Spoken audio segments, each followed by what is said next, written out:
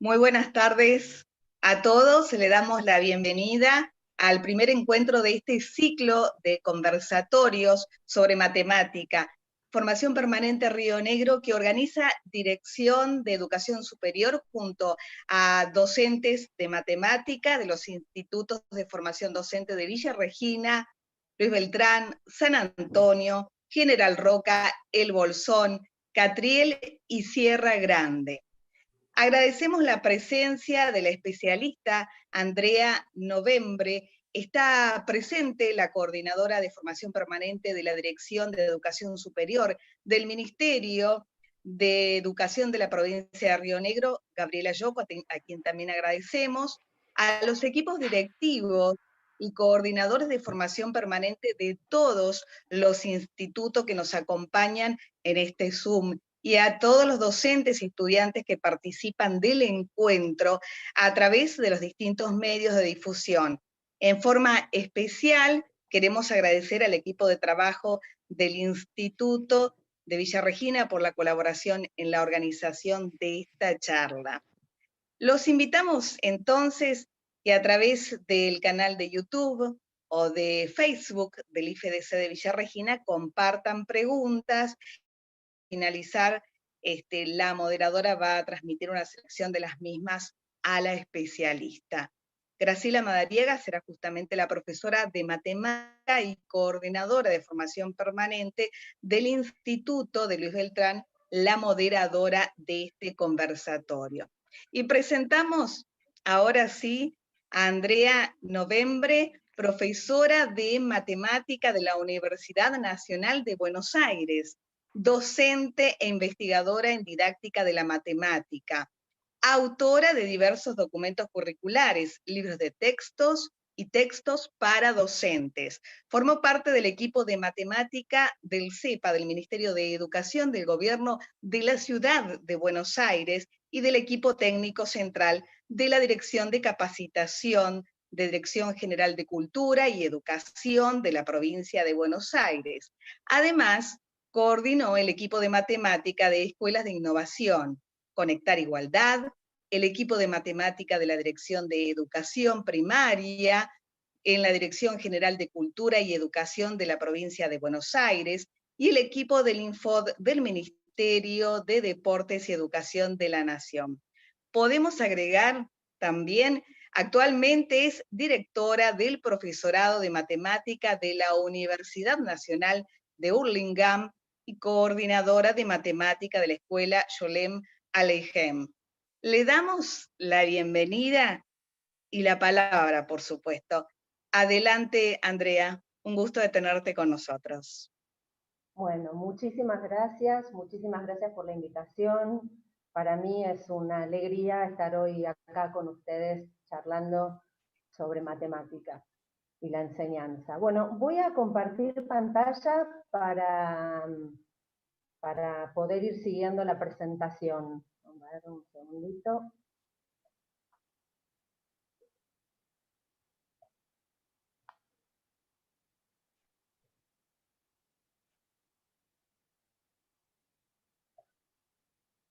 ¿Se ve, no? Perfecto, muy bien. Bueno, el título de la presentación de hoy es acerca de la enseñanza y el aprendizaje del cálculo mental en la escuela primaria. La verdad que es un título demasiado pretencioso para la charla que vamos a tener hoy, porque en realidad me parece que hay muchísimos documentos curriculares, hay muchísimo material sobre la enseñanza y el aprendizaje del cálculo mental en la escuela. Entonces, más allá de detenernos en cómo enseñarlo, lo que voy a plantear es una reflexión acerca de por qué le damos tanta importancia a la enseñanza del cálculo mental en la escuela primaria.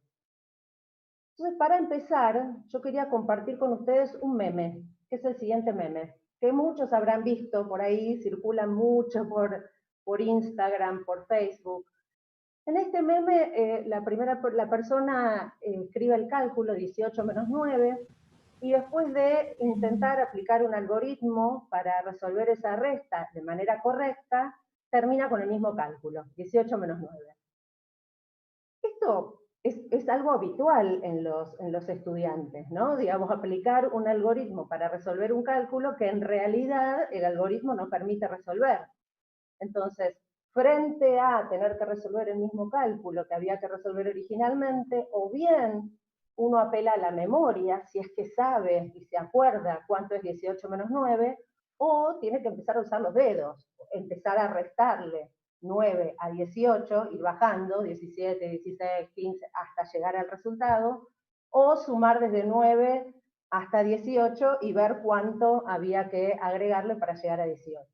Entonces, el algoritmo en este caso resulta totalmente inútil, ¿no? Porque no me brinda una respuesta para mi cálculo.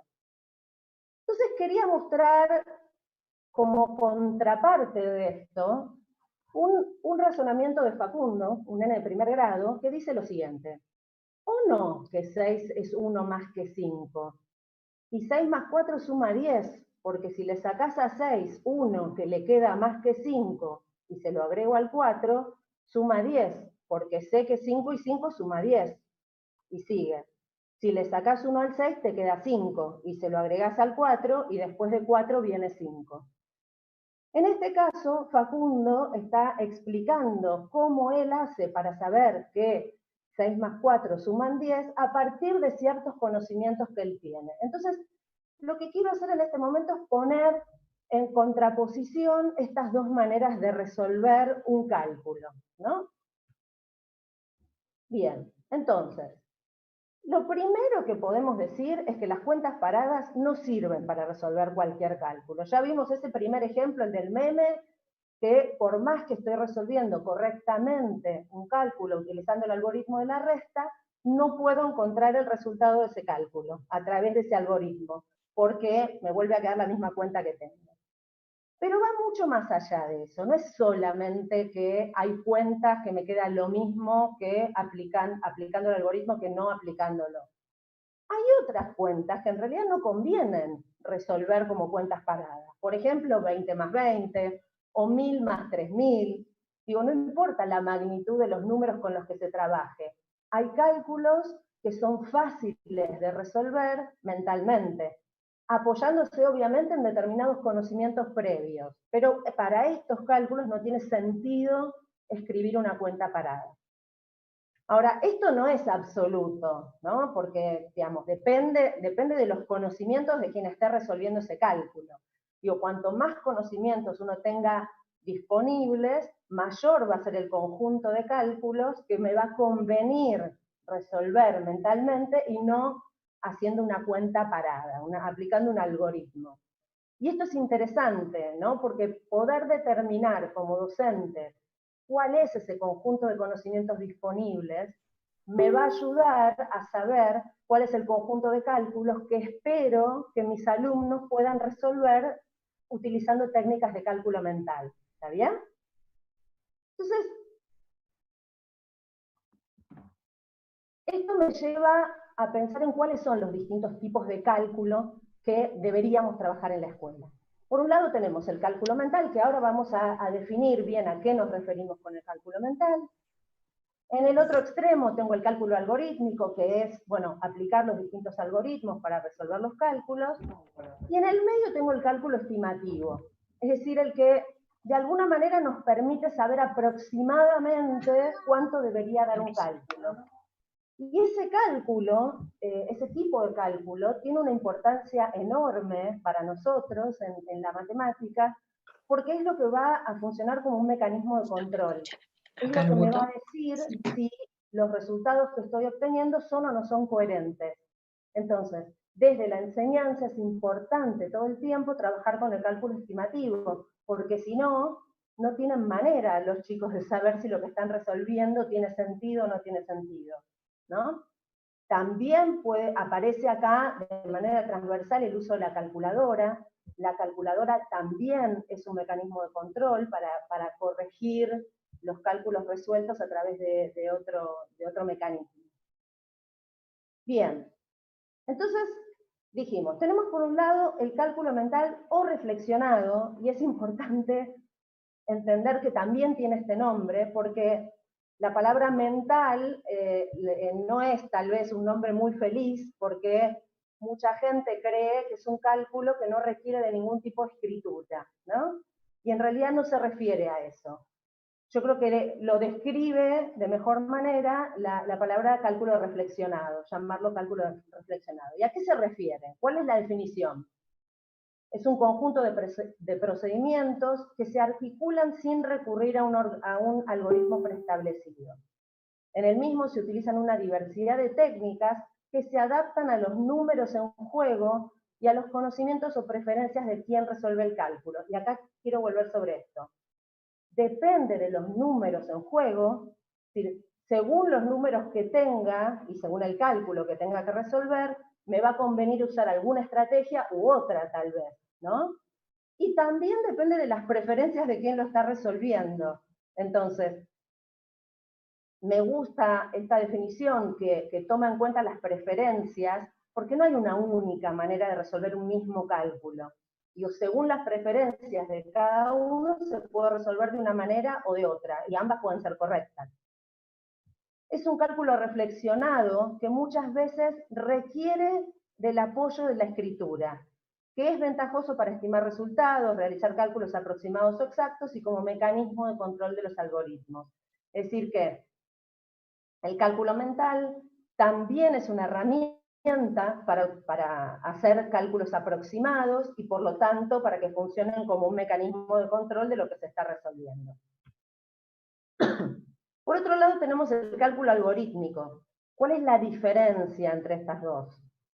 El cálculo algoritmo es una serie de reglas aplicadas en un orden determinado, independientemente de los datos, y ahí ya es una gran diferencia, ¿no? En el caso del cálculo reflexionado, las estrategias que se ponen en juego dependen de los números que intervienen en este cálculo, y por otro lado, las estrategias también varían en función de los números, de los datos, de las preferencias. Acá no, es una única manera de resolver el cálculo que no depende de los números y que, agrego, si se aplican correctamente, permite llegar al resultado correcto en una cantidad finita de pasos. ¿Está bien? Bien. Entonces, una vez que tenemos estas dos definiciones, vamos a seguir reflexionando sobre esto. Volvamos al caso de Facundo, ¿no? Facundo que hizo toda una gran explicación para ver por qué 6 más 4 es igual a 10. ¿Qué es lo que pone en juego Facundo? Lo primero que puedo decir es que Facundo dispone de un repertorio de cálculos memorizados. Es decir, él sabe que 5 más 5 es 10. Entonces, como él sabe que 5 más 5 es 10, él va a buscar una estrategia que le permita usar ese resultado que él ya conoce. La estrategia que él pone en juego es una estrategia de compensación. Es decir, el 1 que le saca al 6, se lo pone al 4, ¿para qué? ¿Para llegar a qué? Al 5 más 5 que él conoce. Entonces, fíjense cómo la relación es dialéctica entre estas dos cosas, ¿no? Digamos, el conjunto de repertorios determinan la estrategia y la estrategia también depende del conjunto de repertorios, del conjunto de cálculos conocidos. Él tuvo que llegar al 5 más 5 porque ese es el cálculo que él conocía, ¿está bien? Y matemáticamente, ¿qué es lo que él hizo? Que de ninguna manera se espera que un chico pueda escribir esto, pero es interesante interpretar matemáticamente qué fue lo que él hizo. Él ese 6 más 4, en realidad, ¿qué hace? Él lo transforma en un 5 más 1 más 4. Es decir, él desarma ese 6 como un 5 más 1. Y después asocia el 4 con el 1 para llegar al 5 más 5. Estas escrituras, que obviamente en el caso de Facundo no van a estar disponibles, pero son interesantes para poder trabajar en la escuela. Es decir, cómo a partir de transformaciones de las escrituras uno obtiene cálculos equivalentes. ¿Sí? Entonces, el 6 más 4 es equivalente al 5 más 1 más 4. ¿Por qué? Bueno, porque se desarmó el 6 en el 5 más 1. y al asociar dos de esos sumandos se obtiene el 5 más 5, que es otro cálculo equivalente. Esta noción de equivalencia de cálculos, si bien no es una noción que se utilice en la escuela primaria, es una noción muy, pero muy importante a medida que se va avanzando en la escolaridad. Incluso cuando se trabaja con ecuaciones. Digo, pensar en resolver una ecuación significa ir transformándola en ecuaciones equivalentes. Y la transformación en ecuaciones equivalentes tiene que ver justamente con aplicar propiedades de las operaciones para poder ir reescribiéndola de otra manera. Entonces, es una noción muy, pero muy importante para trabajar en la escuela. Bien. Entonces, en principio pareciera, por como yo lo estoy planteando, de manera tan dicotómica, pareciera que el cálculo mental y el algorítmico son cosas totalmente opuestas, pero en realidad el cálculo mental abona al aprendizaje del cálculo algorítmico. De hecho, los algoritmos ahí va a salir, los algoritmos son casos particulares de un cálculo mental. Es un cálculo mental particular, ¿no? Bien.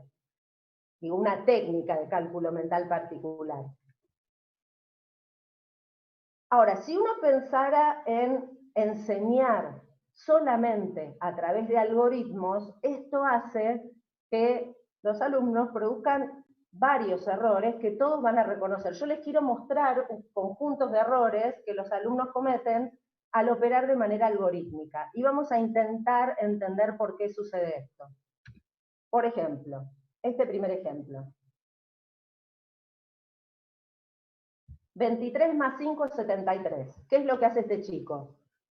Uno podría decir, no columnó correctamente los números, ese 5 quedó medio corrido y entonces lo sumó con el 2 del 20 del 23 y llega al resultado 73.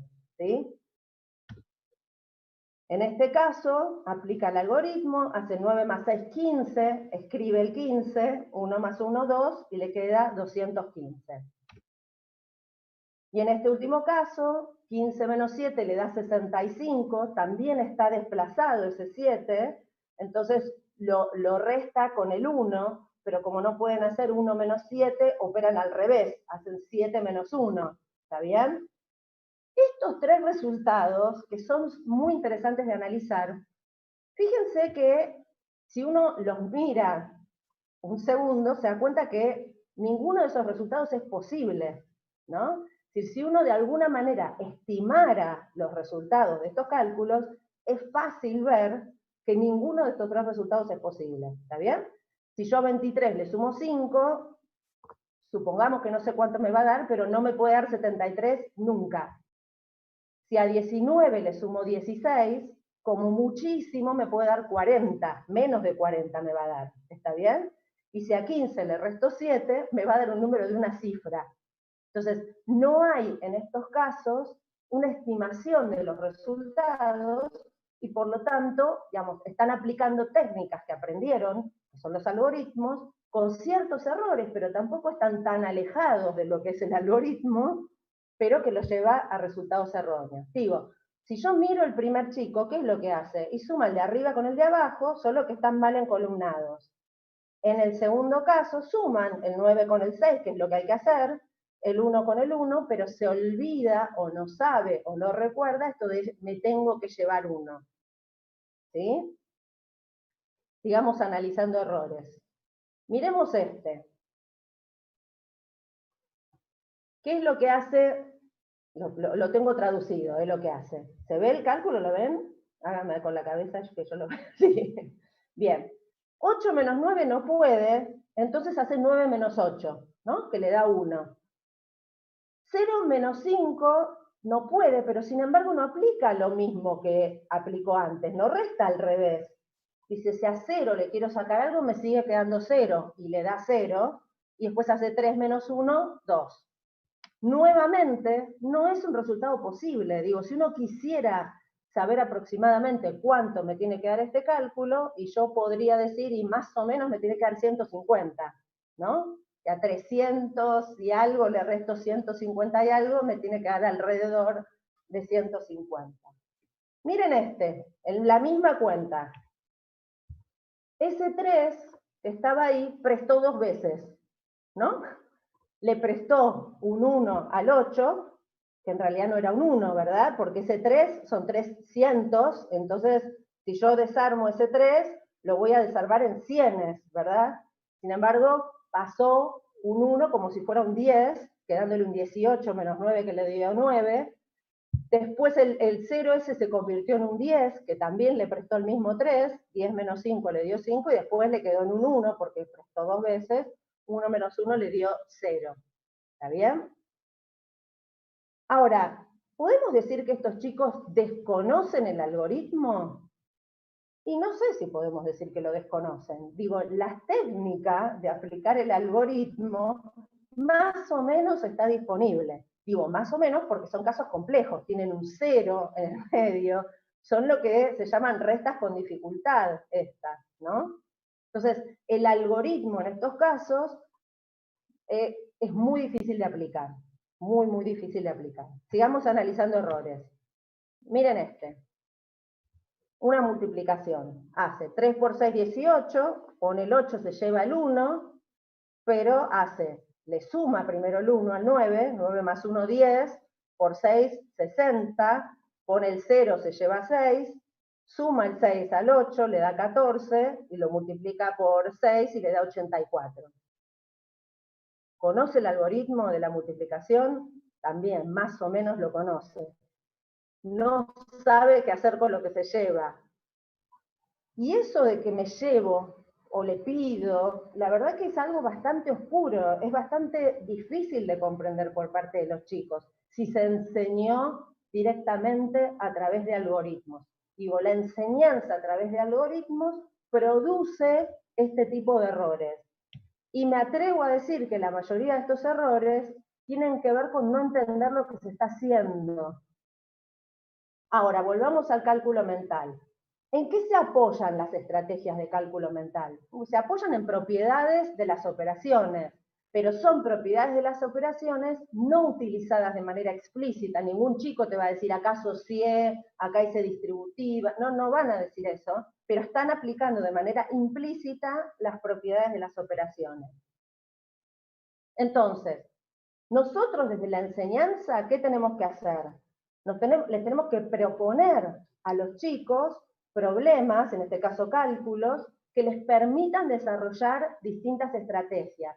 Ya eso implica que nosotros como docentes aceptemos que los cálculos se pueden resolver de distintas formas, que cada una de esas formas puede ser válida para resolver, pero abrir el juego, que es lo que necesitamos hacer los docentes, si los docentes no abrimos el juego para que surjan distintas estrategias de resolución, entonces nunca van a surgir, ¿no?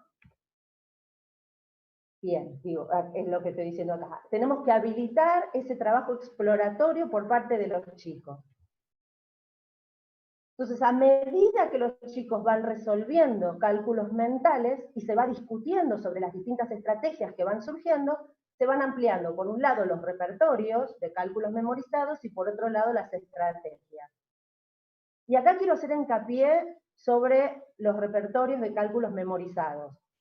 Ningún cálculo mental se puede hacer si los chicos no disponen de resultados de cálculos en la memoria, ¿no? En el caso de Facundo, él sabía cuánto era 5 más 5, que era 10. Pero los chicos tienen que ir ampliando cada vez más el repertorio de cálculos memorizados, porque si no, digamos, las técnicas, ¿en qué se van a apoyar las estrategias de cálculo mental?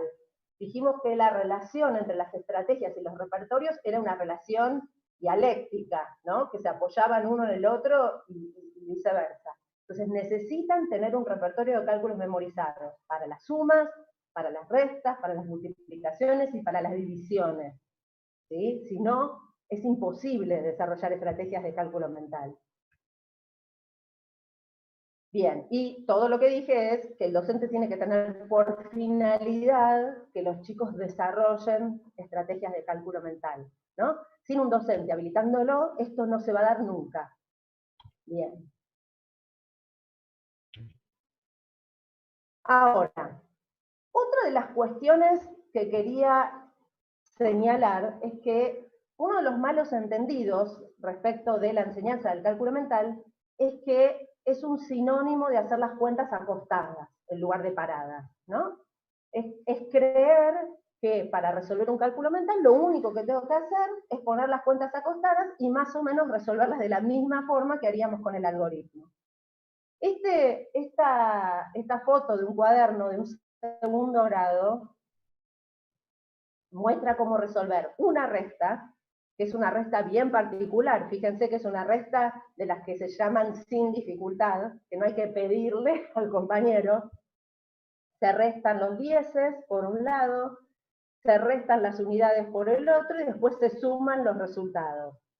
En esta clase, las restas se habían resuelto todas iguales, todas. Tenían un montón de restas en el pizarrón y en los cuadernos, pero todas se resolvían de la misma manera. Entonces, aunque los cálculos están hechos como si fuera un cálculo mental, en realidad es un algoritmo. Es un algoritmo con las cuentas acostadas, ¿no?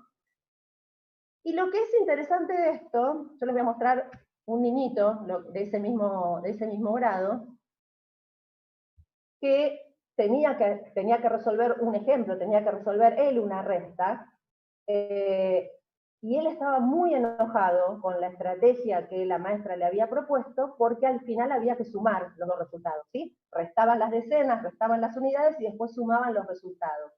Y él estaba indignado porque decía que si estaba restando entonces no se podía sumar, ¿no? Entonces fíjense lo que él hace. Él hace el cálculo, como le pidió la maestra, resta los 10, resta 60 menos 20, le da 40, 4 menos 1, 3, pero se niega a sumar el 40 más el 3. Entonces, como él ya sabía que le daba 43 el resultado, él escribe 44 menos 1. Lo escribe como una resta en lugar de escribirlo como una suma. La maestra se lo tacha y le escribe al lado 40 más 3, que es como lo habían resuelto. Digo, esto más allá de lo simpático, de la anécdota, es un caso claro de una estrategia que fue impuesta por una docente. El chico, este nene, no desarrolló él esta estrategia para restar estos números. De hecho, la está haciendo de la misma manera, solo que no escribe esa suma, pero para él escribir esa suma era algo que no se podía hacer porque el cálculo era de resta. Entonces, lo que quería mostrar con esto es la importancia de que la construcción de esas estrategias sea por parte de los estudiantes y no como algo impuesto. Bien. Acá hay otro ejemplo de una nena de segundo grado resolviendo un cálculo, de una suma, ¿no? Yo les voy leyendo lo que ella dice. Hago 5 más 6 y me da 11, ¿no? Suma las unidades, le da 11. Pongo el 1 y el 10 que me queda y lo pongo al lado del 5. ¿Ven que el 10 que escribió al lado del 5, escribe el 1 abajo y el 10 al lado del 5. Sumo 10 más 30, ven que ella los une como con un arco, los números que está sumando. Sumo 10 más 30, me da 40, ahí escribe el 40. Hago 80, es el 8 del 85, más 40, me da 120, más el 1 del 11, 121. ¿No? Digo, este cálculo viene con toda una explicación de cómo ella lo pensó, y justamente esto proviene de una clase en la cual cada chico resuelve de manera diferente, por lo tanto, esa resolución tiene que venir acompañada de una explicación acerca de cómo se pensó. Si bien está organizado como si fuera un algoritmo con un número debajo del otro, esta resolución claramente no es algorítmica, ¿no?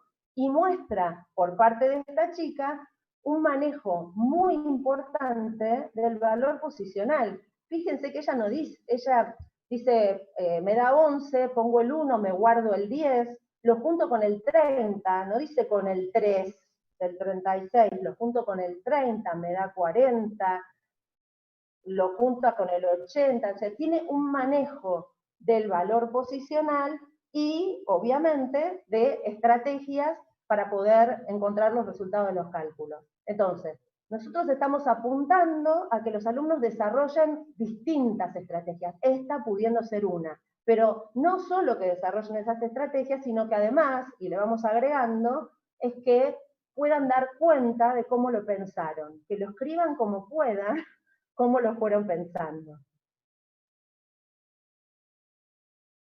Miren este ejemplo.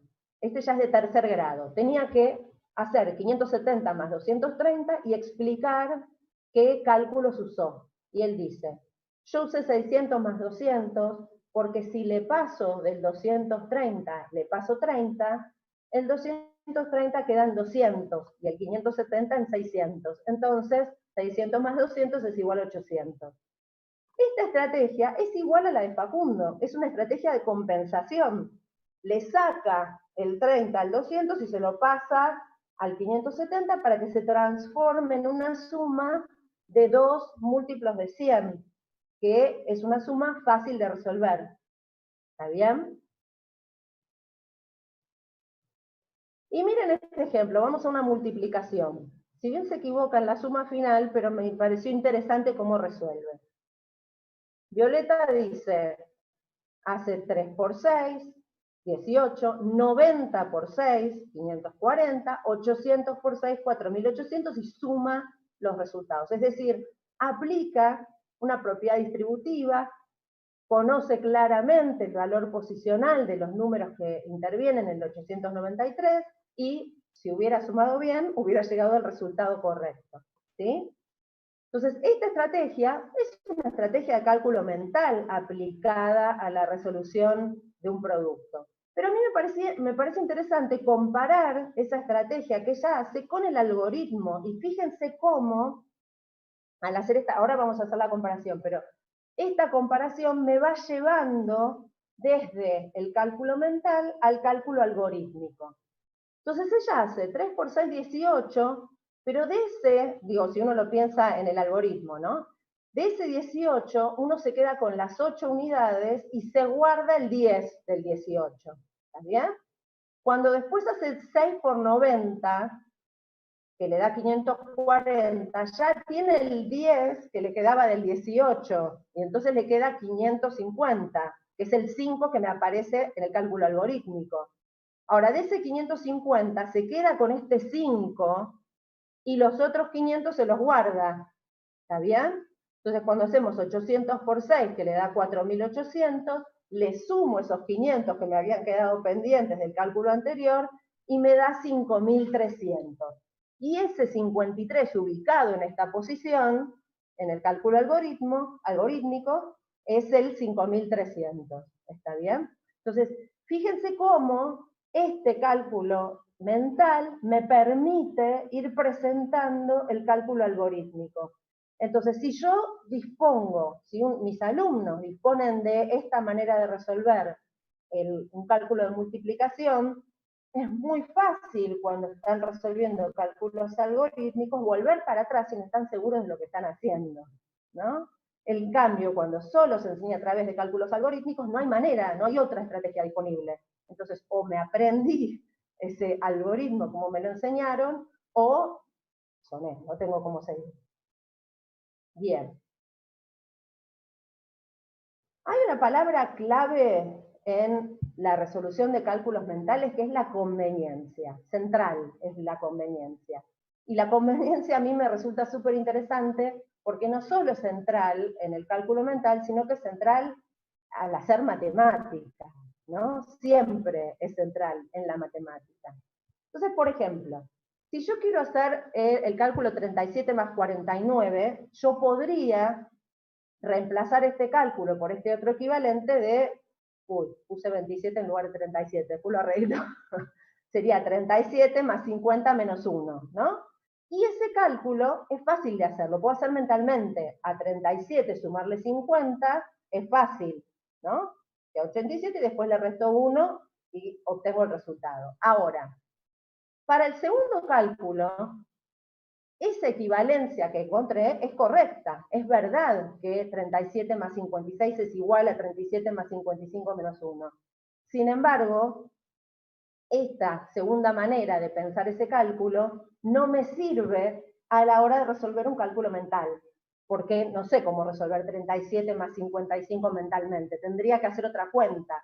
Entonces, esa transformación, si bien es matemáticamente correcta, no sirve como una estrategia para resolver ese cálculo mental, mientras que sí sirve para resolver el anterior.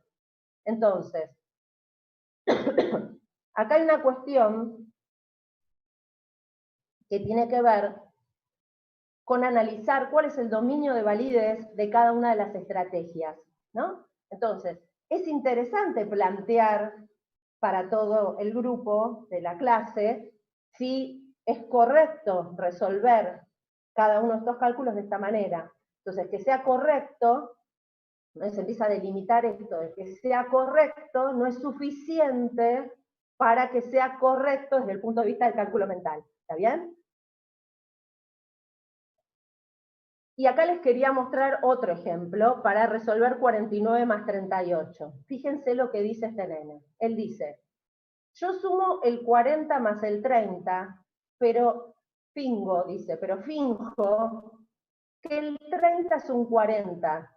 Entonces sumo al 80 y le resto 10. Entonces 70, ¿no? O sea, él quiere hacer 40 más 30, pero como no se acuerda cómo es 40 más 30, lo piensa como 40 más 40 y después le saca 10, ¿no? Entonces le da 70. Pero sumo 9 más 70, me da 79. Entonces le resto 1 al 8 y al 79 le sumo 1 y tengo 9, y tengo el 9. Entonces 7 más 80, 87. Entonces, fíjense esto de finjo que el 30 es un 40.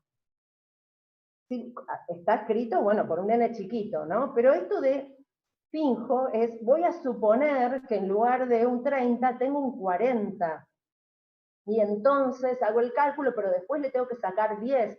Es un dominio del cálculo que el cálculo algoritmo no permite desarrollar, ¿no? Entonces, acuérdense cómo este hizo el cálculo. Van a ver el otro que sigue. El mismo. Dice 40 más 30. Sumé al 8, le saqué un 1 y se lo puse al 49. Y me dio 50 más 37 igual 87. Dos nenes del mismo grado resolviendo el mismo cálculo de dos maneras bien diferentes. Entonces, ¿qué es lo que acá se necesita? Se necesita un docente que plantee una puesta en común, que ponga en discusión las dos maneras de resolver, no solo en términos de está bien o está mal, sino también en términos de si me conviene o no me conviene resolver de esta manera. Y al mismo tiempo se puede empezar a trabajar sobre las explicaciones, sobre cómo hago para explicar cómo hice este cálculo. Entonces, digo, el cálculo mental hace que no solamente estemos trabajando sobre cálculos, sobre buscando la manera conveniente, sino que además me habilita la posibilidad de trabajar sobre la explicación, sobre cómo hago para explicar cómo resolví este cálculo. Bien. Lo acabo de decir. Entonces, digo, como parte de la gestión docente, y esto es central, ¿no? La presencia del docente poniendo en discusión distintas estrategias de resolución es tan importante porque sin esa discusión, cada resolución termina siendo un hecho anecdótico, ¿no? Digamos, para cada uno yo lo resuelvo el cálculo y la verdad que yo, alumno, no tengo idea si eso que yo hice me va a servir para resolver otros cálculos, no sé para qué tipos de cálculos me va a resolver. Entonces, esa discusión y esa reflexión posterior a la resolución es tarea del docente y es central para ver qué de todo esto es lo que hay que retener, ¿no? ¿Qué es lo que me va a permitir después resolver otros cálculos similares? Entonces, por ejemplo, digo, para resolver un cálculo multiplicativo de 15 por 28, sería posible decir 15 por 30 menos 15 por 2 y resolverlo. ¿En qué se apoya un chico que dice esto? Fíjense qué cosas necesitamos saber. Por un lado, tiene que saber cómo hacer 15 por 30 y 15 por 2, obviamente, ¿no? Si no saben resolver eso, esta estrategia no sirve. pero para pasar ese primer paso, tiene que entender qué significa hacer 15 por 28. Entonces, 15 por 28 puede interpretarse como sumar 28 veces 15. Entonces, si yo tengo que sumar 28 veces 15, puedo pensar en sumar 30 veces 15, pero como lo sumé 2 veces de más, le tengo que restar esos 2 15 que sumé de más. ¿Está bien? Entonces, esta primera escritura puede responder a una comprensión de qué significa multiplicar, ¿no? Por lo menos con números naturales, ¿no? Que sumar varias veces el mismo número. También podría resolverse haciendo 15 por 20 más 15 por 8, apoyándose en la misma idea. Puedo sumarlo 20 veces el 15, después sumarlo 8 veces más, y además esos dos cálculos que me quedan para resolver son cálculos que tengo que poder resolver yo, mentalmente. Si no, no sirve. También se puede desarmar de manera multiplicativa, ese 28 como 4 por 7, y calculando 15 por 4 como 60, y después multiplicando por 7. Hasta ahí viene fácil. Digo, podrían ser todos repertorios que los chicos tengan disponibles. Ahora, si a mí se me ocurre descomponer el 15 como 5 por 3, ahí ya no sé. Salvo que se me ocurra como hacer 3 por 28, por ejemplo, y que después multiplicar eso por 5 me resulte fácil. Pero si bien, otra vez volvemos sobre la conveniencia, si bien esa forma de descomponer el cálculo es correcta y obtengo un cálculo equivalente, no lo puedo resolver mentalmente. Entonces, estas cuestiones también son muy importantes para que el docente ponga en discusión. No solo cómo se hace bien, sino transformaciones correctas que no permitan resolver el cálculo mentalmente. Lo mismo con las divisiones, ¿no? Digo, para hacer 328 dividido 4 puede pensarse en decir, bueno, quiero ver cuántos 4 entran en el 328, entonces puedo ver cuántos 4 entran en el 300 y cuántos 4 entran en el 28, y resuelvo de esa manera. O más largo, cuántos entran en 100, cuántos entran en 100, cuántos entran en otros 100, ¿está bien?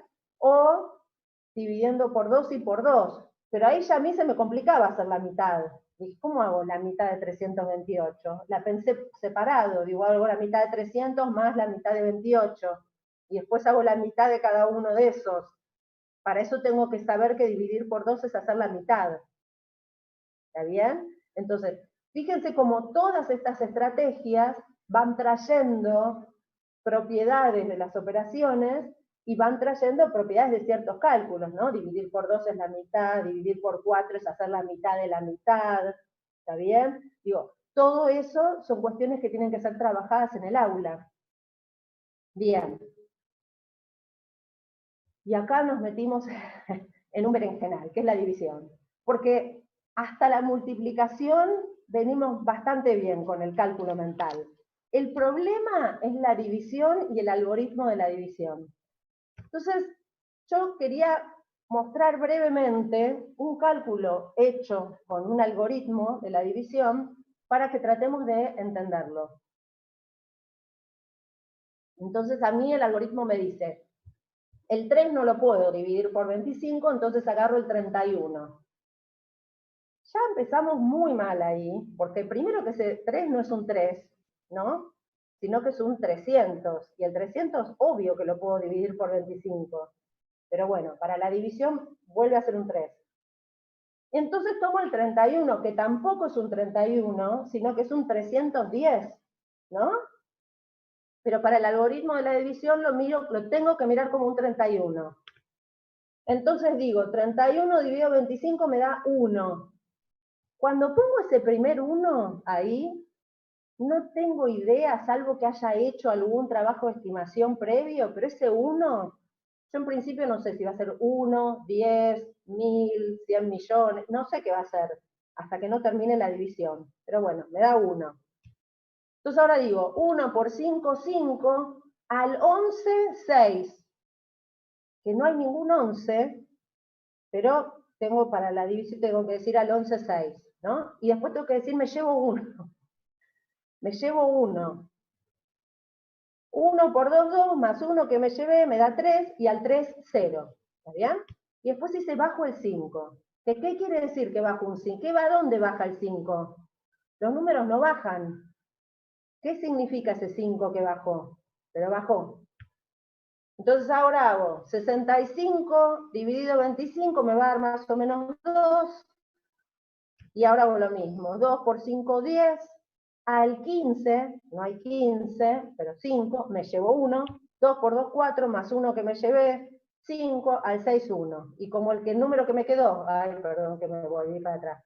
El número que me quedó no lo puedo, ahí va, no lo puedo seguir dividiendo por 25, terminó la división, ¿sí?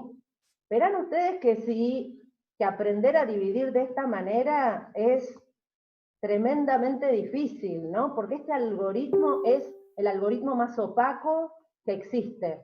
Digamos, es muy difícil entender qué es lo que se está haciendo cuando se aplica el algoritmo de división. Uno podría decir, bueno, pero también se puede restar, estoy totalmente de acuerdo, uno podría restar, acá en este mismo algoritmo, yo hubiera hecho 1 por 25, 25 y lo tenía que poner abajo del 31 para hacer la resta, ¿no? Otra negación de todo lo que vienen haciendo hasta el momento, porque las restas no se encolumna hacia la derecha, se encolumna, al revés, no se encolumna para la izquierda, sino que se encolumna hacia la derecha. Digo, fíjense todo lo que niega este algoritmo del trabajo previo, ¿no? Cuando hicieron sumas, cuando hicieron restas, cuando hicieron multiplicaciones, usaron mucho la noción de valor posicional, y acá la perdimos totalmente. Entonces veamos otra manera de resolverlo, que es una manera de resolver que permite por lo menos entender lo que se está haciendo. Entonces lo primero que voy a hacer es, voy a estimar, voy a querer saber más o menos cuántas cifras va a tener ese cociente.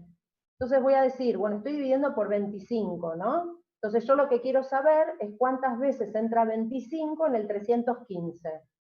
Entonces digo, ¿puede entrar 10 veces? Bueno, si entrara 10 veces, mi número sería el 250. Si entrara 100 veces, mi número sería el 2500. Como el 315 está entre 250 y 2500, lo que sé seguro es que el 25 va a entrar más de 10 veces y menos de 100 en el 315. Ahora, todos los números que son mayores que 10 y menores que 100, todos tienen dos cifras. Por lo tanto, ya sé que el cociente de esta división va a tener dos cifras. Entonces, esto es lo primero, que es lo que me va a permitir controlar de alguna manera la división que voy a hacer. ¿Está bien? Entonces, me voy preguntando, ¿cuántas veces entra el 25 en 315? Bueno, digo, ¿entra 10 veces? Y sí, 10 veces va a entrar. ¿Por qué? Porque 25 por 10 me da 250. Seguro va a entrar 10 veces. Lo resto, me queda 65, y ese 65 es el que ahora me tengo que fijar cuántas veces entra el 25. Ya seguro entró 10 veces. Entonces ahora me fijo. Y va a entrar 2 veces más. ¿Cómo sé que va a entrar 2 veces más? Porque sé que 25 por 2 va a ser 50. Lo resto y me queda 15. En ese 15 ya no entra más el 25, porque es un número menor que 25. Entonces, ¿cuántas veces entró en total? Y entró 10, 2 veces más, por lo tanto, entró 12 veces. Fíjense que en esta forma de dividir, tengo control de todos los números que aparecen. Entiendo qué representa cada uno de los números. Esto es lo que nosotros en didáctica llamamos el algoritmo intermedio de la división. Es un algoritmo, es una forma de dividir, que digo, no es única esta manera de dividir, porque yo puse 10 y 2, pero podría haber puesto otros números, pero me permite llegar al cociente, obtener el cociente de la división. Esperen un momento. Acá tengo otras maneras distintas maneras de resolver otros cálculos. Fíjense, son 3 chicos resolviendo cálculos de 95 dividido 5. El primero dice, entra 10 veces, después entra 9 veces más y le da 19. Fíjense el segundo, arranca poniendo 15 como primer cociente parcial, porque sabrá cuánto es 15 por 5, y entonces puedo resolverlo.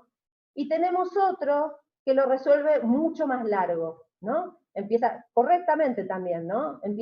Entra 10 veces, le queda 45, 5 veces más, le queda 25, una vez, y va de a poco hasta llegar al 19.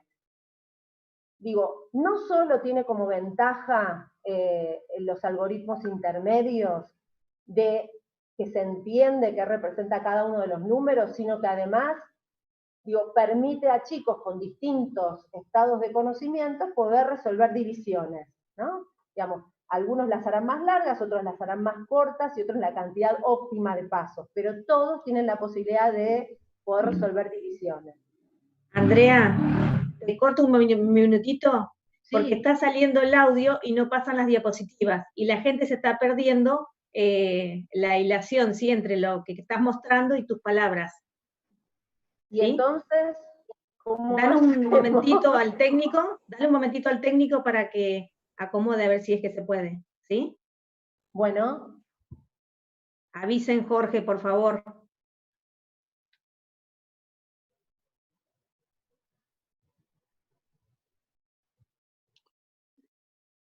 Bien, bien, Andrea.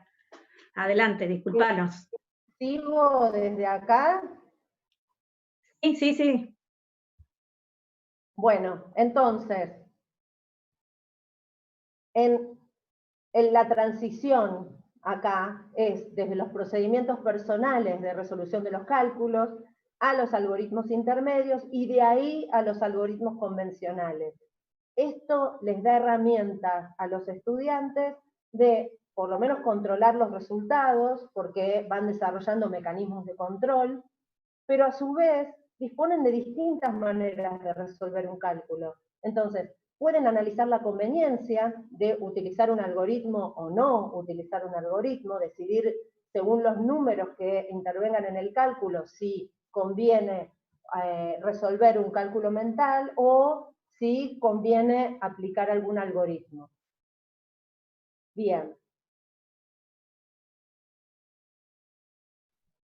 Acá para terminar, quería poner este título, el cálculo mental, un problema, porque en realidad cuando uno piensa en un cálculo mental, lo que es necesario es, por un lado, seleccionar la estrategia que mejor se adapta para resolverlo, es decir, tener en cuenta cuáles son los números que intervienen en ese cálculo, tener en cuenta qué operación tengo que resolver, y en función de eso decidir cuál es la estrategia que mejor se adapta, según mis conocimientos disponibles, por supuesto. Después poner en juego esa estrategia y buscar modos de saber si lo que se hizo es correcto o coherente, ¿no?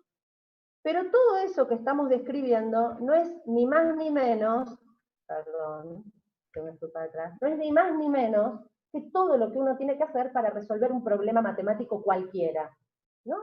Frente a un problema matemático, uno tiene que buscar una estrategia que permita resolverlo, ponerla en juego, decidir si esa estrategia que decidí utilizar funciona o no funciona, y después analizar la coherencia o no del resultado que uno va obteniendo. Entonces, lo que quiero rescatar de esto es que resolver cálculos mentales es resolver problemas en matemáticas. Y resolver algoritmos no es resolver un problema, porque no implica, la resolución de un algoritmo no implica tomar ninguna decisión, que es algo inherente a la resolución de un problema. ¿Está bien? Entonces, frente a un cálculo mental, yo tengo que decidir cuál es la mejor estrategia. Y eso ya me ubica en la posición de resolver problemas. Entonces, digo, problemas en el sentido amplio, ¿no? No problemas en el sentido de un contexto. Digo, estamos resolviendo problemas. Entonces, en ese sentido, es algo que nosotros queremos favorecer en nuestros estudiantes, tanto para situaciones contextualizadas como descontextualizadas, que sería, en este caso, la resolución de un cálculo. Bueno, yo después les voy a dejar la presentación, pero acá en esta última pantalla, les dejo 4 videos que se produjeron en la en la dirección de primaria de la provincia de Buenos Aires, que están buenísimos y son todos sobre cálculos mentales. Hay muchísimos textos disponibles sobre el tema. Yo quise en esta presentación reflexionar un poco más acerca de por qué es tan necesaria la enseñanza del cálculo mental y que los estudiantes dominen distintas técnicas de cálculo mental. Muy bueno, con esto terminamos y le vamos a dar pie a las preguntas. Yo voy a dejar de compartir la pantalla, ¿está bien? Ahí estamos, perfecto. Gracias, Andrea, tan clara siempre, tan precisa. Tus textos están en nuestra formación, así que me imagino que los chicos que están siguiendo hoy el encuentro están escuchándote a través del texto. Digo que te han escuchado desde el Chaco, ¿sí? Bueno, la Patagonia, de Corrientes, del litoral, ¿sí? Buenos Aires, tus alumnos de Hurlingham, ¿sí? Los alumnos de los... ¿sí?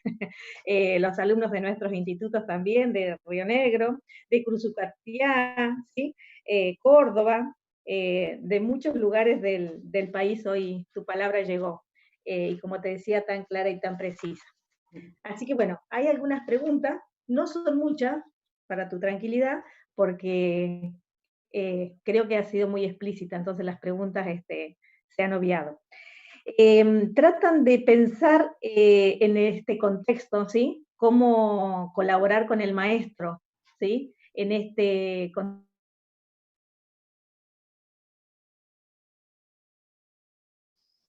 Desde tu casa, en la casa de los chicos. Es una de las preguntas muy reiteradas. No entendí la pregunta. Cómo a través de la virtualidad, ¿sí? Lograr... No entendí la pregunta.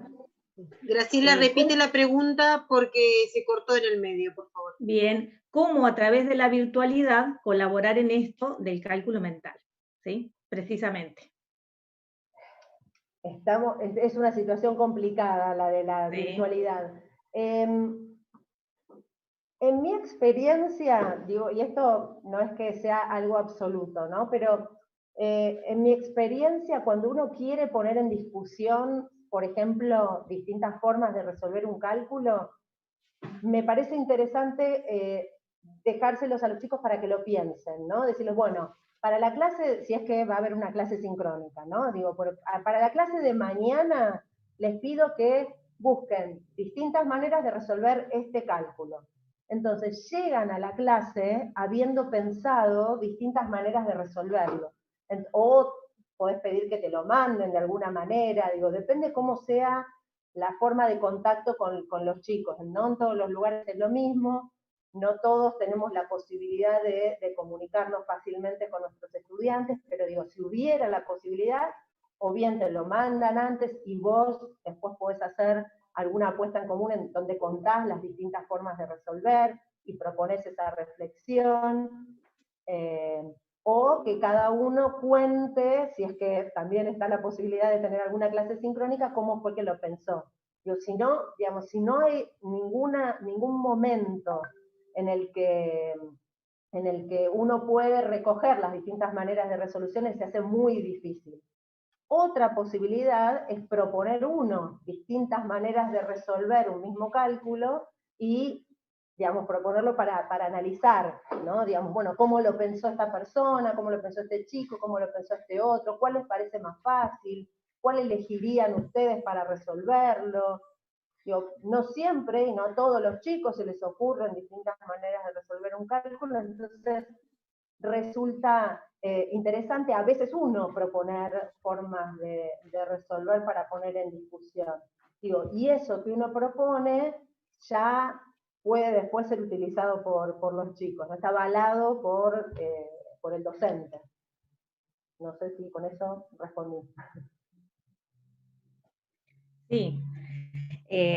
No sé, está abierto a preguntas, ¿sí? Que puedan hacer. Otra de las preguntas es cómo trabajamos el cálculo mental en los grados superiores. Bueno, no tiene una única respuesta a esto, porque en realidad depende muchísimo de cuál haya sido la experiencia anterior en cálculo mental que hayan tenido los chicos, ¿no? Digamos, la situación ideal es que hayan trabajado cálculo mental desde que empezaron la escuela primaria, ¿no? Digamos, si esa es la situación, entonces, bueno, se trata lo mismo, ¿no? Se trata de proponer formas de resolver cálculos que todavía no sepan resolver, ¿no? Porque digo, porque una vez que ya lo saben resolver es muy difícil volver para atrás y decir, bueno, no, ahora los resolvé de esta manera. O podés proponer, por ejemplo, sin resolver la división, buscar maneras de hallar el resultado de esta cuenta. Entonces, no pueden resolver esa división en particular, pero pueden usar estrategias que permitan resolver distintas divisiones, por ejemplo, ¿no? Lo mismo, ni hablé, porque ya no me alcanzaba el tiempo, pero también es súper interesante trabajar sobre distintas estrategias de cálculo mental para trabajar con fracciones, ¿no? Entonces, bueno, ahí ya varía cuál es el conjunto de conocimientos disponibles, cuáles son los repertorios que necesitamos que tengan disponibles para poder trabajar sobre distintas estrategias de cálculo mental con fracción. Bueno, para otro encuentro, no queda fracciones. Claro, porque era una de las preguntas, ¿sí? Una de las preguntas dice, ¿cuál es el repertorio? ¿Sí? Y bueno, es necesario para tener este tipo de estrategias. Bien, bueno, estos en los textos los van a ir encontrando, pero hay repertorios básicos. Cuando los chicos recién empiezan la escuela primaria, necesitamos que sepan, por ejemplo, las sumas a 10. Si no saben las sumas a 10, es muy difícil poder avanzar, porque si no, cada suma es nueva cada vez. O no queda otra opción que usar los dedos cada vez, ¿no? Si yo no tengo repertorios, no me queda otra opción para resolver los cálculos que no sea a través del conteo o del sobreconteo, ¿no? Entonces las sumas a 10, ver que me permiten resolver sumas a 100, saber, por ejemplo, las sumas de los dobles, 1 más 1, 2 más 2, 3 más 3, y que eso me permite saber 10 más 10, 100 más 100, 20 más 20, ¿no? 2000 más 2000, bueno, son un montón el repertorio, pero es importante ir determinando, cada docente tiene que saber cuál es el repertorio que quiere que se construya y asegurarse de que sus alumnos lo vayan desarrollando. Y después, a medida que se va avanzando, obviamente, las tablas de multiplicar, eso es un repertorio esencial.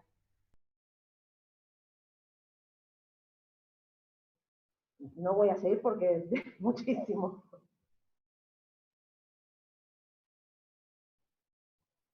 Graciela se quedó frisada. Sí, yo tenía una preguntita para hacerte, no está dentro de las que presentaban en el chat. Vos hablaste de todos los, o sea, si bien el cálculo algorítmico no desestima, o sea, el cálculo mental no desestima el algorítmico, ¿en qué momento propones que se debe presentar? Porque en las escuelas lo requieren, la sociedad, los papás lo requieren, y muchas veces el niño llega a la casa con este tipo de cálculos y sucede una posición de explicaciones que pasan y vuelven a la escuela con los cálculos ya adquiridos, ¿no? Totalmente. Mirá, eso cada diseño curricular lo va estipulando, pero el algoritmo de la suma se presenta rápidamente. Entre primero y segundo grado ya el algoritmo de la suma se va presentando.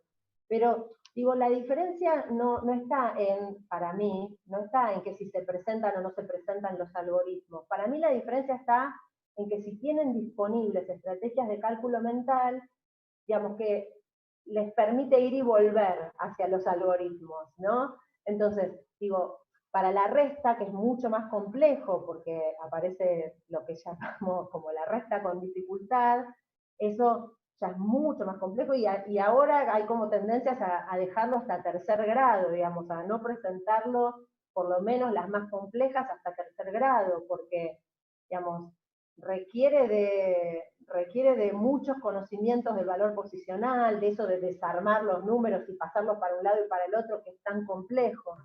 Pero tengo que sí hay que presentar los algoritmos, digo que no hay que presentarlos, sí hay que presentar los algoritmos, a su debido tiempo y con la posibilidad de usar otras estrategias, ¿no? No es que una vez que presentamos el algoritmo no hay otra forma de resolver los cálculos, ¿no?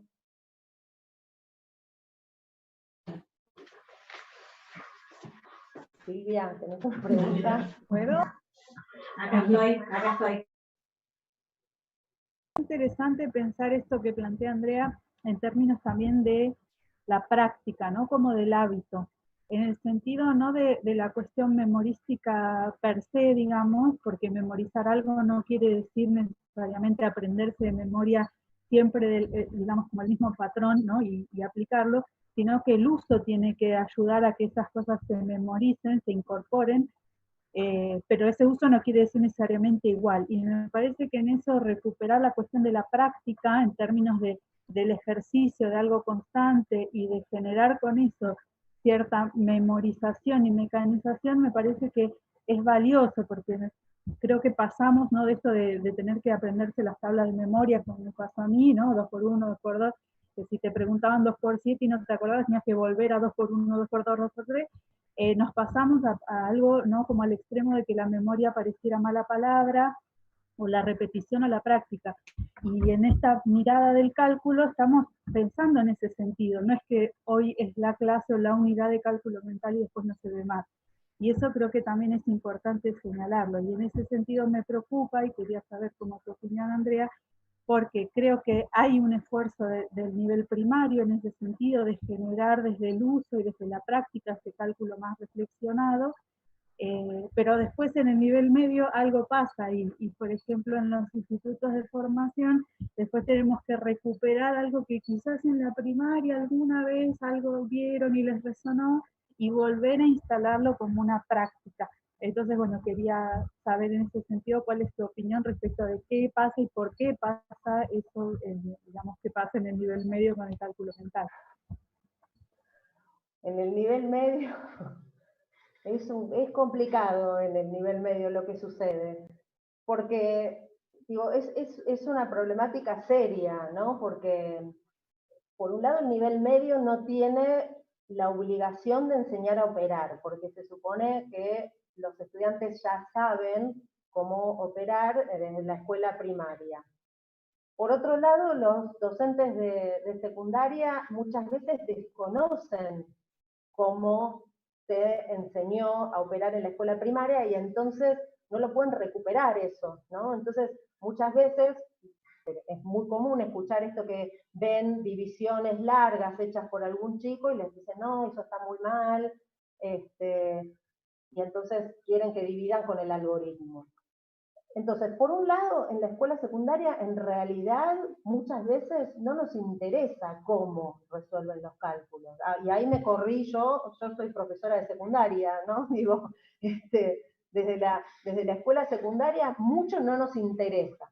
Nos interesa más reflexionar, por ejemplo, sobre la división entera y cómo puedo usar la división entera para pensar sobre múltiplos divisores, ¿no? Y meternos en estas cuestiones. Sí es importante el cálculo mental para el trabajo con números racionales. Ahí sí nos interesa para darle sentido, por ejemplo, a cómo dividir fracciones. Digo, ¿por qué cuando divido por un medio me da el doble? ¿Por qué me da el doble? Darle sentido a eso. Eso sí se trabaja, pero no en los cálculos con números enteros. Y es un problema que requiere de un trabajo muy fuerte de articulación entre la primaria y la secundaria, que siempre está ausente y que siempre, o la mayoría de las veces, esa articulación es entendida como los profesores de secundaria diciéndoles a los de primaria qué es lo que tienen que hacer, ¿no? Y no tratando de comprender qué cosas sí trabajaron y qué cosas sí saben los estudiantes, porque si vos no, desde la secundaria, si vos no sabés qué sucedió antes, no sabes qué conocimientos tienen disponibles y no sabes de dónde agarrarte para poder traccionar y poder construir otros conocimientos. Eso. Las preguntas, Andrea, tiene que ver con qué lugar se le da a la calculadora como recurso didáctico. Uf, muchísimo lugar.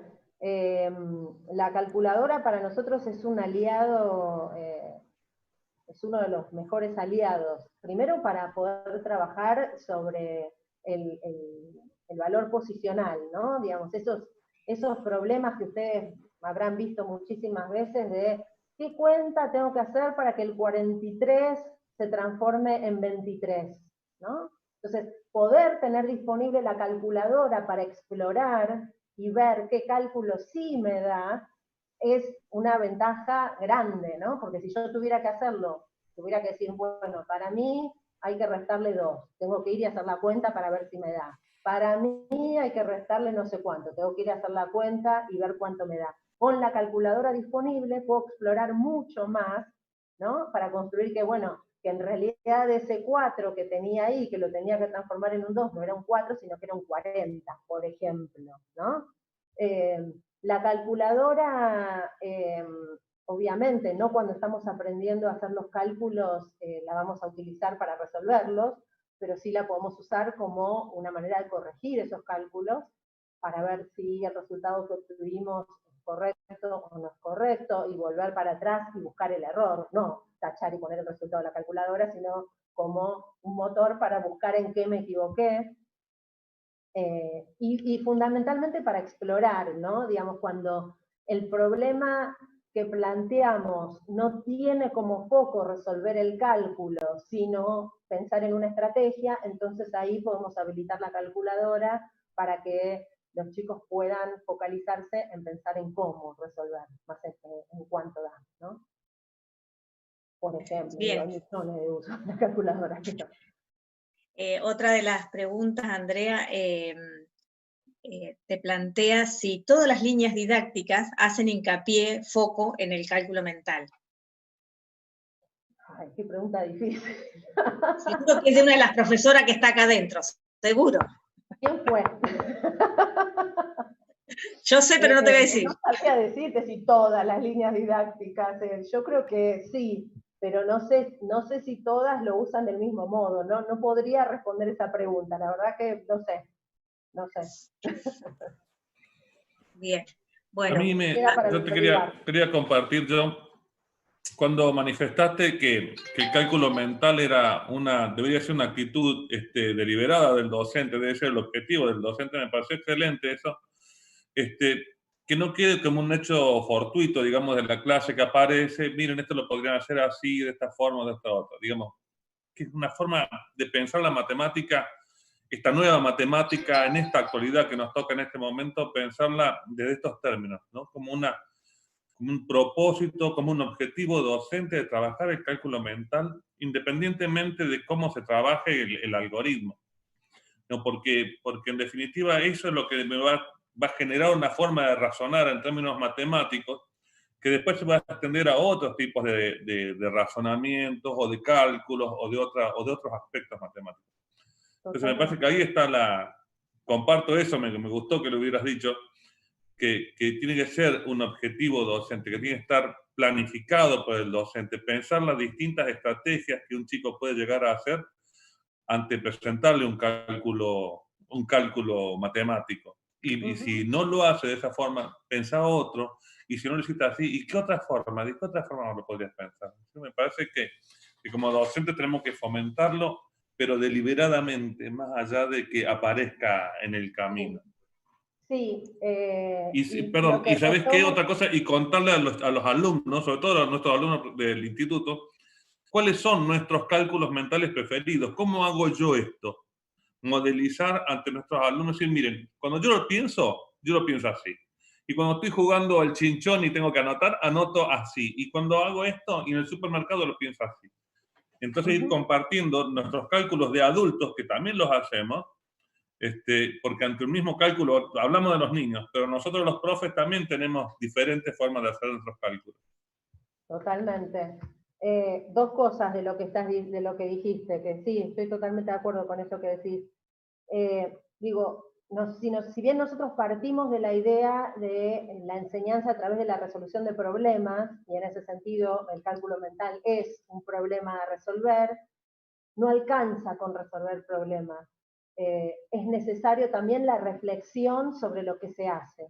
Entonces, sin esa reflexión, que en general es lo que plantea el docente, ¿no? En los espacios de discusión colectiva, las puestas en común, como lo queramos llamar, sin esa reflexión, digo lo que ya había dicho antes, digo, el alumno no sabe qué de lo que está haciendo es importante o no es importante, qué de lo que está haciendo se va a poder utilizar para resolver otros cálculos o no va a saber esto que habíamos dicho del dominio de cada una de las estrategias. ¿Para qué casos me sirve esta estrategia de sumar 1 y restar 1? ¿Cuándo me sirve? Y si tengo un número que está cerca de un número redondo, ¿no? Si no, no me va a servir. Si no, voy a volver a tener otro cálculo que va a ser igual de difícil que el que tenía al principio. Eso por un lado. Y por el otro, pensando en los estudiantes del profesorado, y que yo sé que es re difícil cuando uno está estudiando poder pensar en cómo van a resolver los alumnos, ¿no? Y qué sé yo, ¿no? ¿Cómo se me va a ocurrir a mí qué cosa va a pensar un chico? ¿De dónde voy a sacar información para saber si un chico va a empezar a compensar? Porque no es algo que a uno le queda tan lejos, tan lejano, que es muy difícil de anticipar. Y mis alumnos de la facultad por ahí van a estar diciendo, ay, cómo nos hinchás con la anticipación. Pero digo, digamos, lo que a nosotros nos da material para anticipar es esto que yo les estuve mostrando antes a ustedes, las fotos de lo que hacen los chicos.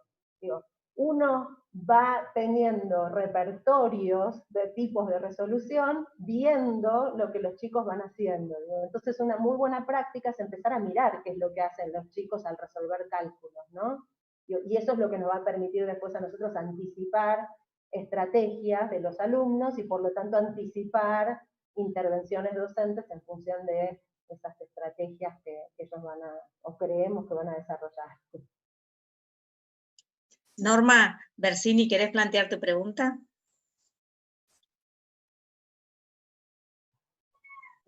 No sé si ahí va. Bueno, uno de los comentarios que surgen, que estoy leyendo acá, es acerca del uso de la calculadora y que evidencia justamente la concepción que se tiene todavía de la calculadora como algo que interrumpe al proceso de aprendizaje. Bueno, yo particularmente leí mucho de tus escritos que realmente me gustaría que hagas un breve comentario, se queda para mucho, acerca de justamente la importancia de llevar la calculadora al aula y de la forma, ¿verdad? Sí, bueno, un poco lo que había dicho hace un ratito, digo, la calculadora es un elemento que ya existe, ¿no? Ya está. Existe en la sociedad, no necesitamos tener una calculadora especial comprada, sino que los celulares tienen calculadoras científicas, la calculadora está disponible.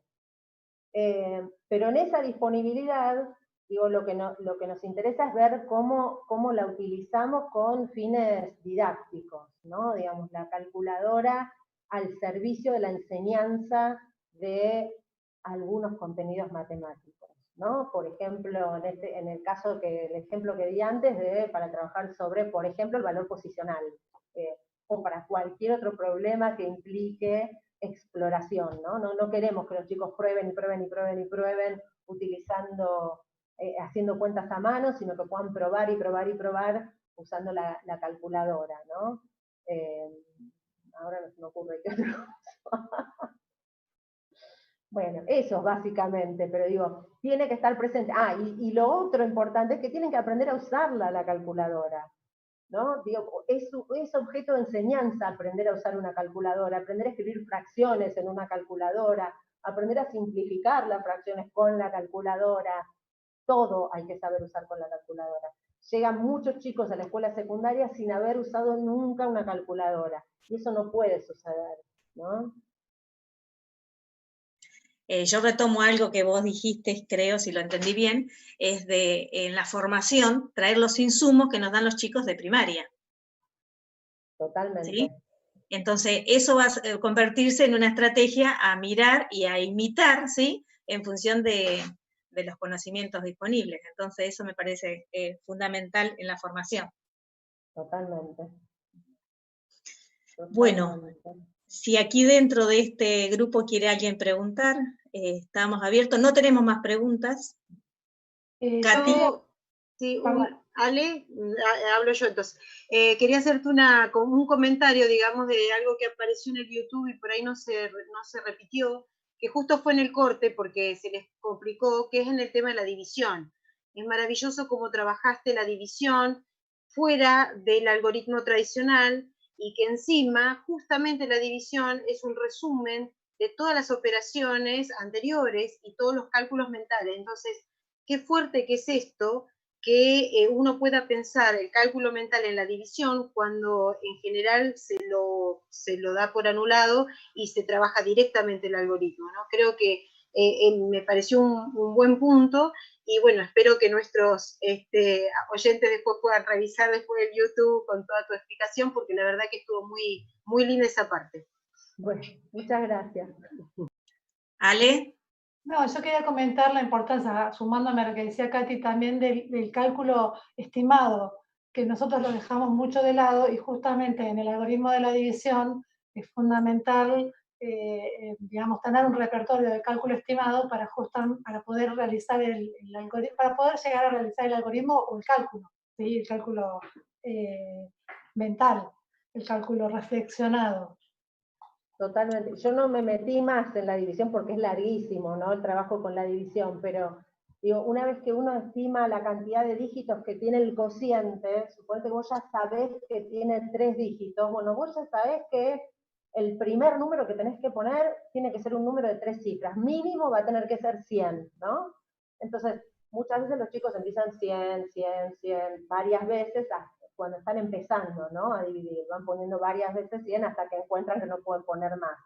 Pero digo, un trabajo con ese algoritmo intermedio es trabajar para cortarlo, ¿no? Digamos, en un primer momento, cuando se presenta, se van a aceptar cuentas largas, donde van poniendo 10, 10, 10, 10, queda larguísima la cuenta, y va a estar bien si lo pensaron bien, si no se confundieron por el camino, pero, digamos, es un objetivo acortarlo. Y de hecho, el algoritmo intermedio con la cantidad mínima de pasos es igual de largo que el algoritmo tradicional, ¿no?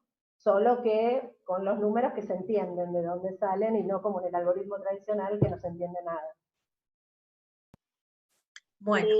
¿Puedo hacer otra preguntita, Graciela? La última. Sí, la última, que apareció también en el YouTube. Una cuestión sobre el cálculo mental, estaban pidiendo cálculo mental, pero en fracciones, en racionales. Si está pensado en próximas intervenciones este trabajo que amerita otro conversatorio, obviamente, ¿no? Sí, obviamente. Es súper interesante el trabajo con cálculo mental en racionales. Hasta lo pensé, pero dije, no, era demasiado, pero lo pensé para ponerlo. Sí, es súper interesante pensarlo en racionales y le da sentido a todos los cálculos. Y además se une a que los cálculos con racionales muchas veces van en contra de la intuición, ¿no? Digamos que los chicos fuertemente van construyendo la idea de que multiplicar agranda o que dividir achica, y cuando pasamos a los números racionales, eso deja de ser verdad en todos los casos, ¿no? Digamos, entonces, a veces multiplicar achica, a veces dividir agranda. Entonces, bueno, poner en discusión esas cuestiones que es súper interesante, pero también tiene que venir de la mano de un propósito docente, ¿no? Quiero poner esto en discusión. No es mágico, los chicos no lo van a construir solos por haber interactuado con algunos cálculos, ¿no? Sin ese trabajo del docente, donde se explicita, se analiza, se ve por qué sucede, esto no va a quedar como una propiedad construida por los estudiantes, ¿no? Pero está buenísimo y es súper interesante para otro encuentro. ¿Alguna pregunta? Si no, agradeceríamos la predisposición, la disposición, ¿sí? La buena onda de Andrea, ¿sí? Sus conocimientos brindados hasta aquí. No sé, chicas. Andrea, bueno, Andrea, nosotros acá de la supervisión de Comayo, estamos muy contentos, hemos recibido capacitación a través de Graciela, me parece muy, muy interesante la temática, lo que tiene que ver con esto de lo que tenemos que utilizar el cálculo mental. En estos tiempos de pandemia que nosotros estamos viendo la continuidad pedagógica, de qué manera nuestros niños de las escuelas primarias rurales pueden recibir otra mirada de los contenidos, no solo conceptuales, sino en la parte procedimental, que me parece muy importante resignificarlo a través de la propuesta que has desarrollado y de qué forma de lo lúdico, de otras formas de enseñar, resignificar esto del cálculo, ¿sí? Me parece muy valioso, han participado parte del equipo supervisivo ahora, y bueno, considero que es muy valioso los aportes, pero tenemos la mirada de la parte lúdica, procedimental, poder trabajar el cálculo de esta forma como lo fuiste organizando y bueno, esperemos propuestas de seguir consolidando esta forma de enseñar y aprender, siempre decimos, resignificando lo que es, como vos decías, no la cuentita paradita, no la cuentita así, sino de otra forma que el niño vivencie a través de juegos, poder interactuar y llegar a a ese mecanismo de los cuales va a llevar a que el niño consolide saberes. Así que me parece muy importante, Andrea, como con Graciela, que tuvimos un acercamiento de Maquinchao sobre propuestas desde lo lúdico, y me parece, Andrea, muy interesante seguir trabajando propuestas de este tipo que bueno, que nos va a permitir en este tiempo de pandemia trabajar con nuestros docentes, ¿sí? Los directores, docentes, y fortalecer este trabajo que realmente los niños necesitan, ver otra mirada de aprendizaje, ¿sí? Y de crecer y poder apropiarnos nosotros también, porque estamos aprendiendo continuamente. Así que gracias, Andrea, bueno, y Graciela, que la he visto, y bueno, compañeros de la provincia que seguramente están fortaleciendo este trabajo vincular y de aprendizajes en este tiempo de pandemia que estamos nosotros atravesando, ¿sí? Gracias, Gladys, sí, por tus palabras. ¿Alguien quiere hacer algún aporte? Yo quiero hacer, hola. María Rosa, de San Antonio. Sí, exacto. Quiero compartir, no sé si una pregunta, pero sí una inquietud, porque hace varios años que estoy trabajando en el instituto y en algún momento entendí que era importante incorporar como enseñanza, perdón que tengo la perra, incorporar como enseñanza el contenido, el cálculo mental. Y entonces en la formación docente nosotros tenemos que ver cómo ayudamos a nuestros estudiantes a hacerse de esas estrategias para que después puedan ellos ir a enseñarlas. De hecho, uno cuando hace, digamos, no tengo muchas luces, pero cuando en la clase doy actividades para que puedan entrenar de algún modo y analizar estrategias, van logrando algo, pero después se pierde porque en esto de querer ir avanzando en otros contenidos no se puede tener mucha práctica y verlo cómo lo incorporan, es decir, no se puede hacer una clase de 80 minutos para que ellos vean, pero sí, por ejemplo, llama la atención el sumar los números que dan 10 y cómo van encontrando después otras estrategias y lo pueden usar.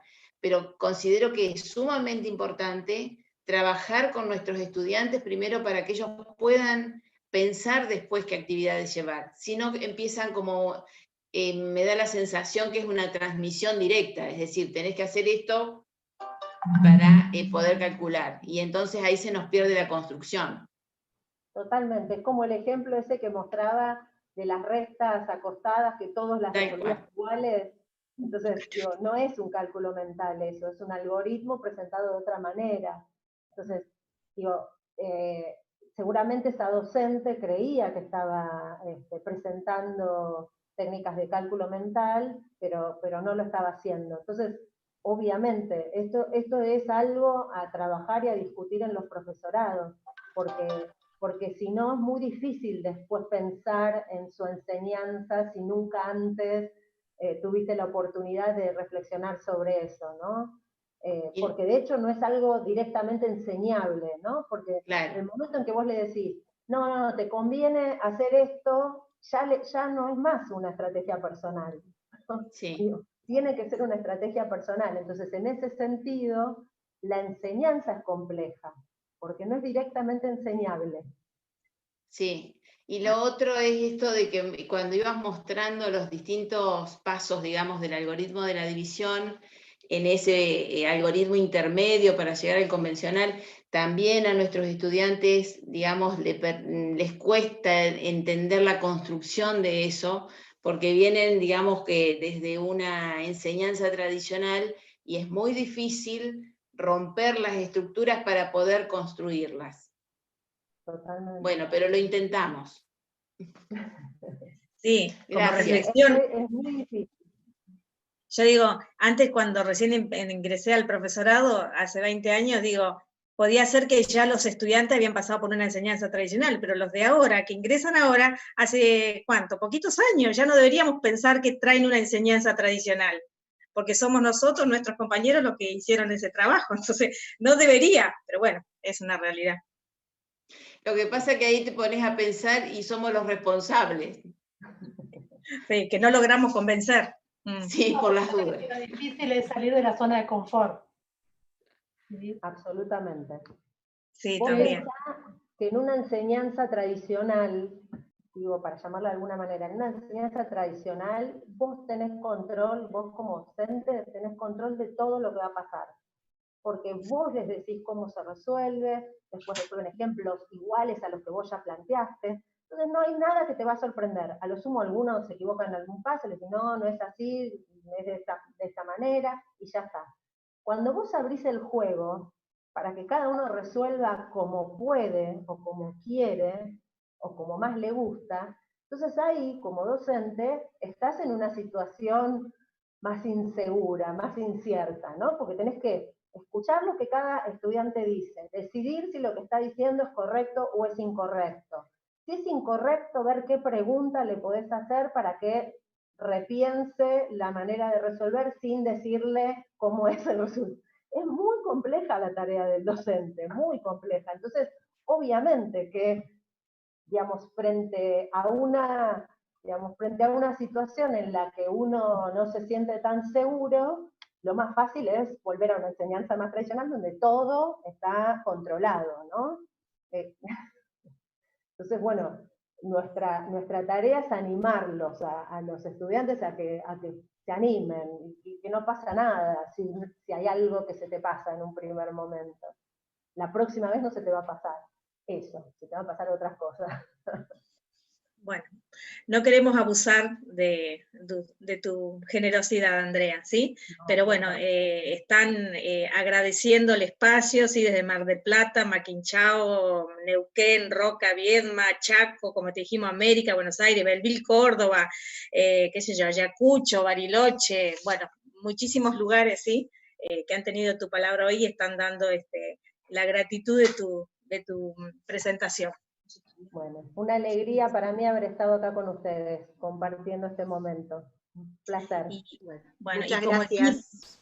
Y como equipo, ¿sí? Que estamos trabajando en esto, te súper agradecemos, y al Instituto de Regina, ¿sí? Que con toda su logística ha permitido que maravillosamente esto salga adelante, ¿sí?